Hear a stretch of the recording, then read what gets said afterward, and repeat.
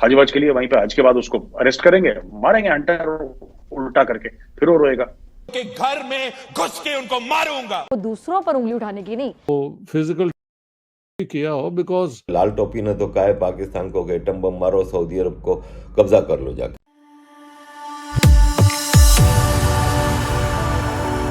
जय हिंद दोस्तों, मेरे चैनल मोदी देश में आपका स्वागत है। दोस्तों, इस वीडियो को लाइक, शेयर और मेरे चैनल को सब्सक्राइब करना मत भूलिएगा। तो दोस्तों, मैंने पिछले वीडियो में कहा था कैसे ज़ैद हामिद ने स्मृति ईरानी पे जो जहर उगला था और कहा था कि सऊदी अरब पे हमला करने के लिए कि उन्होंने मदीने में स्मृति ईरानी जी को जाने की परमिशन दी। तो उसकी बैकग्राउंड ये था कि सऊदी अरब में ज़ैद हामिद को 100 कोड़े लगे थे। तो पाकिस्तानी मीडिया आज इसके बारे में बात कर रहा है कैसे 100 कोड़े खा के भी ज़ैद हामिद नहीं सुधरा और उसने स्मृति ईरानी पे ये जहर उगला और सऊदी अरब पे हमले की बातचीत की। तो पाकिस्तानी मीडिया कह रहा है इसके पीछे पाकिस्तानी आर्मी हो सकती है, क्योंकि पाकिस्तानी आर्मी खुद तो सऊदी अरब के खिलाफ कुछ बोल नहीं सकती, तो ज़ैद हामिद के जरिए वो ये चीज़ें करवाती है। तो पाकिस्तानी मीडिया आज इसके बारे में बातचीत कर रहा है। दोस्तों, ये वीडियो बहुत ही मजेदार है, तो इसे आप पूरा जरूर देखिएगा। तो चलिए और इंतजार न करके वीडियो देखते हैं। ज़ैद हामिद साहब तो रोज गजवाए हिंद डिक्लेयर कर देते हैं हमारे खिलाफ। तो ये है कि they speak a lot, they do nothing. और डेमोक्रेसी तो है नहीं सऊदी अरेबिया। ये सऊदी के खिलाफ इनके बड़े बड़े लोग बकवास करेंगे, नेक्स्ट टाइम सऊदी वाले याद रखेंगे।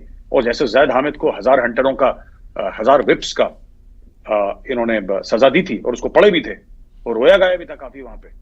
और इनके साथ भी होने वाला, कल पाकिस्तानी मौलवी पहुंच जाएंगे वहां पे हज-वज के लिए, वहीं पे हज के बाद उसको अरेस्ट करेंगे, मारेंगे हंटर उल्टा करके, फिर वो रोएगा। सऊदीज तो उनका बड़ा सीधा काम है sir. Saudis are not complicated people, they are very straightforward. जितने फ्रीक्वेंटली ये लोग दुबई पहुंच जाते हैं, जितने फ्रीक्वेंटली ये लोग सऊदी अरब पहुंच जाते हैं, या गरीब मुसलमान मुल्क भी जाओ, उनकी मेहमान नवाजी नहीं, ये उसी मुल्क में जाते हैं जहां से इनको कुछ मिलना होता है। उनका इंशाअल्लाह ताला मैं उनके घर में घुस के उनको मारूंगा। वो दूसरों पर उंगली उठाने की नहीं, बल्कि अपने गिरेबानों में झांकने की अशद जरूरत है। ज़ैद हामिद साहब को और इनको शायद पकड़ के भी ले गए थे सऊदी अरेबिया, और वहां पे उन्होंने इनको कुछ हो सकता है वो फिजिकल किया हो बिकॉज ये पहले भी सऊदी अरेबिया के साथ झगड़ा कर चुके हैं कि मक्का मदीना में क्या कर रही है, और सऊदियों से मक्का मदीना छीन लेना चाहिए। और ये है कि ये इनकी जगह नहीं है और ये लोग गलत कर रहे हैं। और मतलब हमारे इतनी मुक़द्दस जगह पे काफिरों को कैसे जाने दिया जा रहा है और वगैरह वगैरह। ख़ास तौर पे लाल टोपी ने तो कहा है पाकिस्तान को कि एटम बम मारो, सऊदी अरब को कब्ज़ा कर लो जाके। पाकिस्तान की औकात नहीं है कि सऊदी अरब तो छोड़ो, वो किसी एक छोटी सी जगह पे नहीं कर सकता, अफ़गानिस्तान के तालिबान से नहीं लड़ सकता। तो इस तरह की बातें की हैं। ज़ैद हामिद साहब उन्होंने भी कहा है कि वो जो स्मृति ईरानी वाला इंसिडेंट है कि जी वो पिछले वो उसको इंसिडेंट खैर कहते हैं कि ये बहुत बड़ा सानहा हो गया। और इसमें वो कहते हैं कि उन्होंने गज़वा हिंद भी करना है और सऊदी अरब में बिल्कुल उनको अरेस्ट किया गया था, और सिर्फ अरेस्ट ही नहीं किया गया था, 200 कोड़े भी पड़े थे। और वो उसके बाद से वो जो है ना सऊदी अरब कभी गए नहीं, उन्होंने दोबारा विजिट नहीं किया सऊदी अरब का। बिल्कुल सऊदी अरब बदल रहा है। और MBS जो है उन्होंने कहा भी था, ये जो ज़ैद हामिद साहब जैसे लोग हैं ना, इनकी यही प्रॉब्लम है कि इनके अंदर इतना जहर भरा हुआ है, इतनी नफरत है उनके अंदर। आपने अगर वो उनकी वीडियो देखी हो तो वो जिस तरह से सिख और हिंदू की बात कर रहे हैं, तो सिख और हिंदू तो पाकिस्तान में भी रहते हैं, चले थोड़े रह गए, हमने अक्सर को कलमा पढ़ा ही डाला है, लेकिन ये कि फिर भी रहते हैं और पूरी दुनिया में रहते हैं। उनके बारे में इस कदर गलत जबान उन्होंने इस्तेमाल की है, जिसपे मेरा ख्याल है कि उनको शर्म आनी चाहिए। जहां से पैसा आता है वहां तो पाकिस्तान कोई इस तरह का काम नहीं करता। अम्बेसडर निकाल दें, फिर ज़ैद हामिद साहब वहां एम्बेसी के बाहर जाके टायर वायर जला दें, ये भी किया जा सकता है।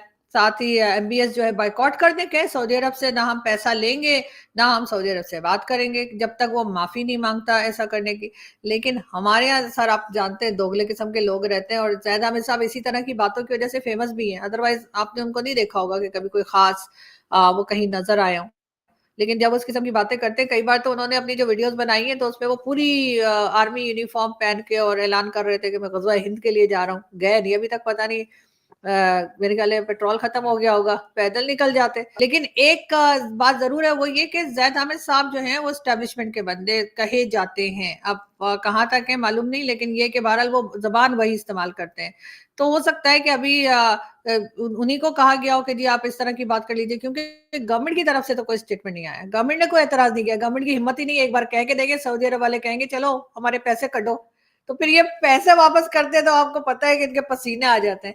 तो फिर ये क्या करेंगे, आइंदा मिलेगा भी नहीं सऊदी अरब से। तो एक ऐसा बंदा उठकर जो है, जो यहाँ पे इस तरह के माइंडसेट के लोग हैं ना, जिनको लगा होगा कि गलत हुआ है, उनकी तसल्ली के लिए कि नहीं जी देखे जी ज़ैद हामिद साहब ने क्या क्या बोल दिया और कितनी कैसी जबान इस्तेमाल की।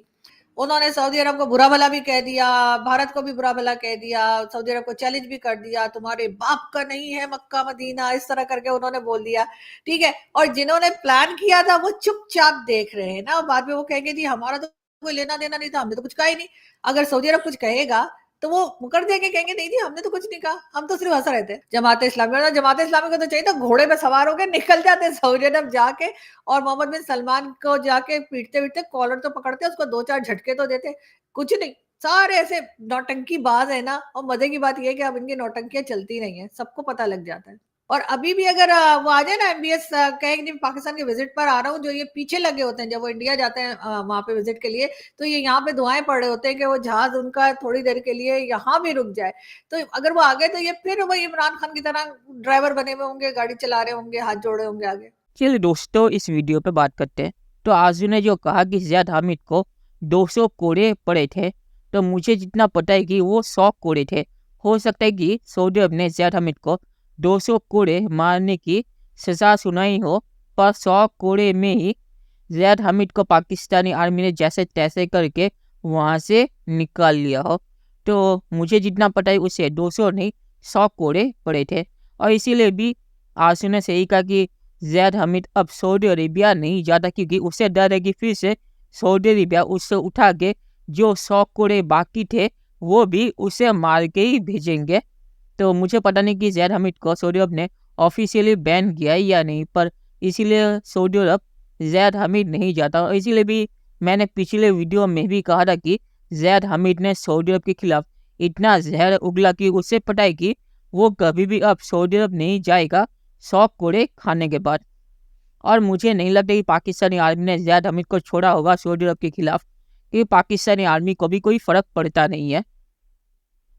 और आखिर में मैं सिर्फ यही कहूँगा कि ज़ैद हामिद ने सऊदी अरब के खिलाफ जो भी कुछ कहा है उसकी सज़ा पाकिस्तानी आर्मी उसे देती है या नहीं, ये देखने लायक होगा। क्योंकि पाकिस्तानी टेलीविज़न में बैठ के अगर आप यही चीज़ें बोलेंगे तो पाकिस्तानी आर्मी आपको छोड़ेगी नहीं, क्योंकि ये सब चीज़ें सऊदी अरब भी देखता है। और पाकिस्तान में बैठ के आप सऊदी अरब को गालियाँ नहीं दे सकते जिनके भीख पे पाकिस्तान पलता है। तो चलिए देखते हैं कि फ्यूचर में क्या होता है। दोस्तों, ये वीडियो देखने के लिए बहुत बहुत शुक्रिया, और हमारे चैनल सब्सक्राइब करना मत भूलिएगा। Thank you very much.